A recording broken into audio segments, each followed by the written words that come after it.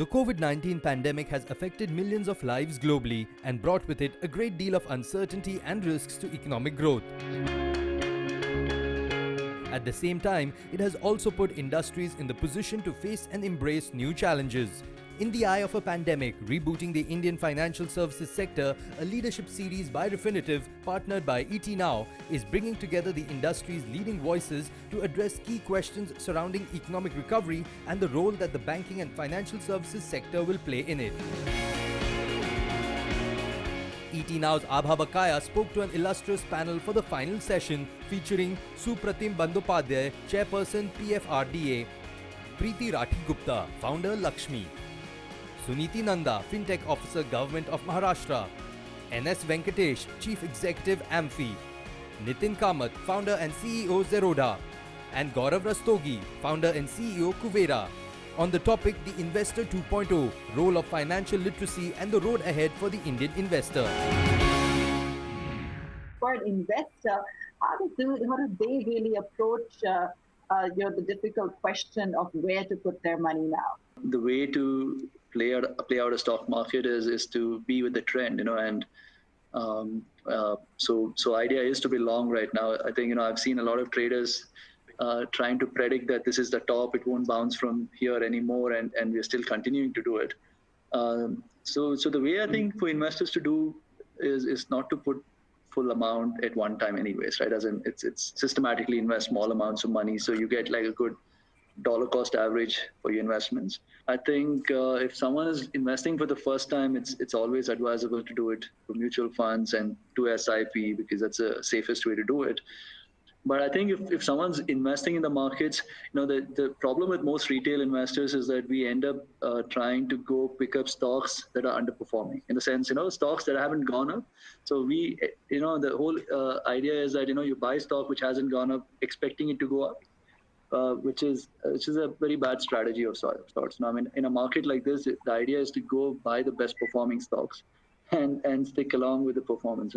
Be with the trend types. And that's where I think most retail investors go wrong, which is trying to buy stuff at 52-week lows or things which most likely won't go up. Gaurav, let me bring you in.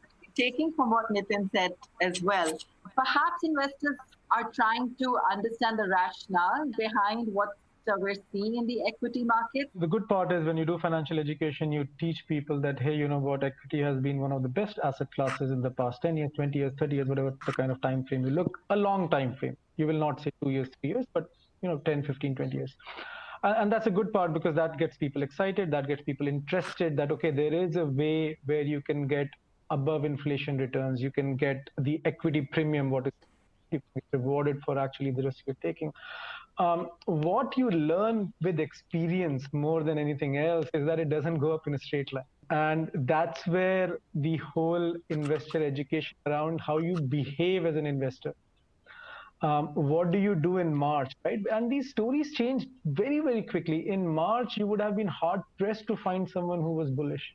It was almost like, there is no end to this. The pain is going to continue. And I've lived through 2008. I was in New York. I was trading for Morgan Stanley then in the middle of the financial crisis, right? Pretty much not a single trader on the floor could time it as in when the rebound would happen, right?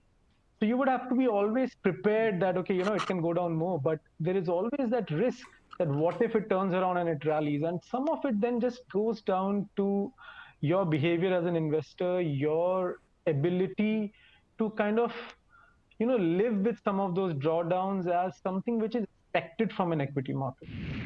The role of really improving financial literacy has become even more important in today's environment. What are some of the tools that you feel could be used, could be implemented to ensure that more people are investing responsibly? Typically in India, for example, we are, the average wallet or portfolio size of an average Indian is about 2 to 3% in equity. So we have a long way to go.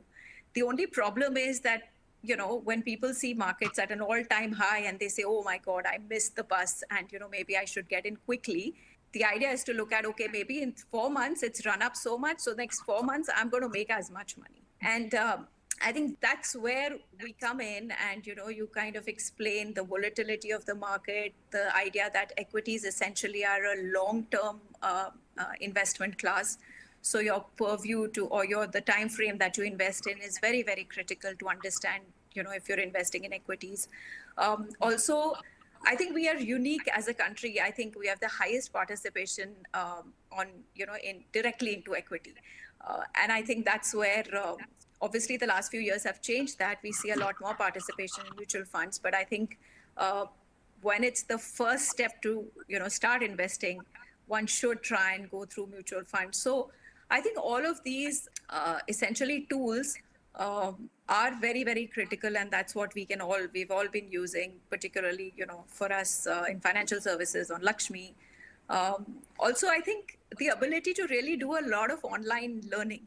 So, for example, we've realized that Mindspace of a common, every Indian today is, and in these times, is not more than 5 or 10 minutes. So breaking it down into smaller modules of, interesting content, creating, we have so many mediums today. WhatsApp is a great medium. Similarly, you have a lot of other mediums which people are using to access knowledge, content, break it down into bite-sized, relatable, easy to understand. SIPs, while they have been a favored model, we started to see a little bit of a peak out, perhaps some profit booking, in the last month or so. What's been the response or the kind of flows that you've continued to see since, since Preeti mentioned mutual funds still being one of the safer ways for first-time investors to get into the market? The mutual fund is a wonderful investment vehicle through which the first-time investor can participate in the markets. So he gets a taste of that. He keeps on averaging his investment, in the sense he's not timing the market. He is putting the money through the SIP route, and he is ensuring that his flows are coming through every month. The SIP flows, if you look at the SIP flows last time was at around 7,500 and odd crores, 7,800 and odd crores. But I would say that it has fallen down marginally, around 150 crores it had fallen down last month. But still at 7,800 crores, the SIP flows is a very robust flow that we can see in this market. The way the financial literacy that we have done for the mutual fund investors through the Mutual Fund Sahi Hai campaign has been really wonderful, in the sense that we have used all the media. We have also gone digital. Just like the earlier speaker had said, that you should use simplified jargons. Don't put jargons, put simplified terms. We have used the Subbu as a character. And Subbu as a character has explained very, very in simple terms what is the nature of each investment, what is the nature of each scheme, how you should invest. So I think we have catered to the smallest of the small investor, and that is where I think we are able to catch the attention of the retail investor. Some of the investments under the NPS, the APY schemes, they've also seen a significant rise over the last years. Even though it's a relatively more conservative option, what do you think is leading to investor interest in some of these schemes? Yeah, we have seen decent growth despite all these challenges, these lockdowns. We have seen about 30% growth in retail and corporate segment. There has been very good growth. And so far as APY is concerned, APY is a guaranteed pension. APY, we have seen almost 1.1 million new customers joining in first 4 months. And this month also, I'm very happy to share that almost 500,000 new customers have joined already. So we are seeing good growth. And I believe our distribution channel mainly are banks, either public sector banks, private sector banks, RRBs. And now, of course, fintech companies are also joining. Payment banks have also joined. They are also seeing that the thing is taken in the right direction. Some awareness definitely we are able to create, but I cannot tell you that everything is dependent on the awareness part. Right now, what is happening, people are looking at the exclusive tax benefits that these products have, which is over and above what you get in other investment vehicles.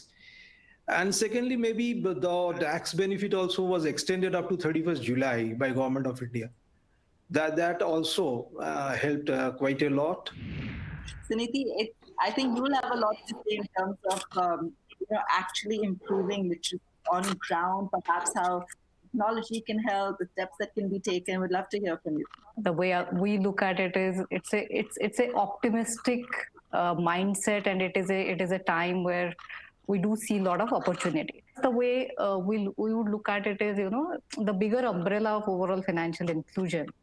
And from a government standpoint, it has always been one of the key element to focus on. And it's no-brainer that all financial institute, all regulators, all government bodies has been doing many things since ages to ensure that financial inclusion is something that we can achieve. Under that remit, financial literacy, of course, is one of the key pillars. Last 10 years, probably things have been changing because we have been doing a lot in the leveraging technology standpoint. So there are from a many-fold aspect, things like Digital India kind of initiative, things like JAM, whether your Jan Dhan account, your Aadhaar, mobile phone penetration, all these have created a good base. So we definitely have seen a lot of movement in overall technology adoption. Now this is where we'll see that we do believe the financial institutes have played a good role, but since I represent fintechs specifically, and since I work more as a mediator between fintech sector and government, I have a strong belief that this is the time when actually fintechs has to play a larger role. This is the time to really leverage the technology setup that we have, and we definitely are looking up to the passionate entrepreneurs to really focus more on this, leverage the technology, and we'll see a much better growth in overall financial literacy and inclusion is what I would say.